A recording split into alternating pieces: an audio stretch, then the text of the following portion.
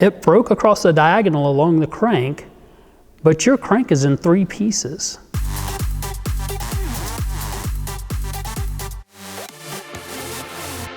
So my first car was a '78 Trans Am with Hearst hatch T-tops. We didn't live very far from the Vicksburg National Military Park, huge Confederate museum, if you will, 21 miles long.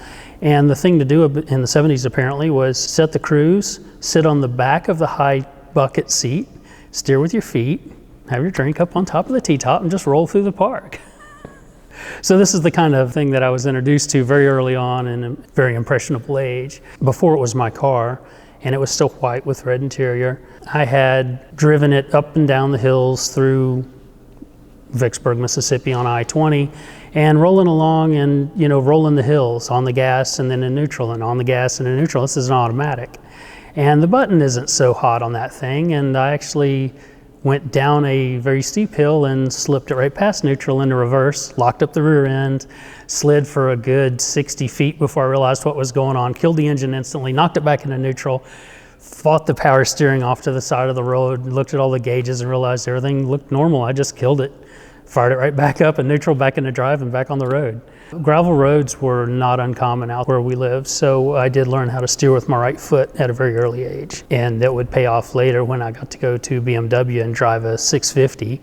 And they had it on the wet course, the traction control turned off, and it was the race where you have people on opposite sides of an oval from each other and you chase each other around. They said you can drive straight and hit the brakes and turn, or you can just stay sideways all the way around, we don't care. And so I just stayed sideways for a full circle all the way around and eliminated everybody who was in my group. That was fun. Even though those things were very anemic, they couldn't keep them from making torque. Supposedly the best handling car domestically made in '78 was that car with the WS6 suspension. Found out what decreasing radius turns are very quickly, and was entering an on-ramp onto the highway at decent speed for what it was. As I'm checking back to make sure no traffic's coming so I can accelerate onto the interstate, discovered very quickly that it turns in much tighter than where I was, and it's the same time I'm ready to be on the gas, not the brake. So just as I'm turning in and realizing what's going on, I'm correcting for the road, but it's too much too fast. And I think I got 2 full 360s out of that. Stayed in the lane, stayed in the arc the whole time, and as it was recovering from the second spin, I was back on the gas and back to the left and back on the highway like nothing ever happened. So when I got that car, me being told, if you graduate on time, I'll give you the '78 Trans Am. So worked my tail off, did that.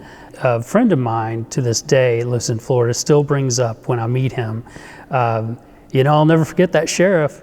It was real polite of you, seen that blinker just moving back and forth as you rolled up through the traffic there, but you were speeding, son.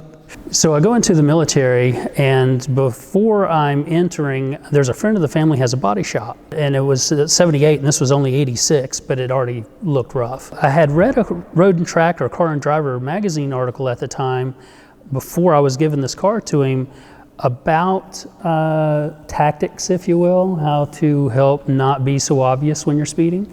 A gray car blends into the road pretty well. Stand furthest to the right if there's oncoming traffic to your left. It doesn't look like you're going as fast if you're further away than you are closer up to someone as you're going past one another. Several different things that were listed in there, but the one about the gray car stuck with me because I like gray and silver cars anyway, and so we found a gunmetal gray metallic. I didn't have the budget for the proper Phoenix graphics full bird on the hood, so I got this aftermarket, looked terrible, but it's a bird on the hood.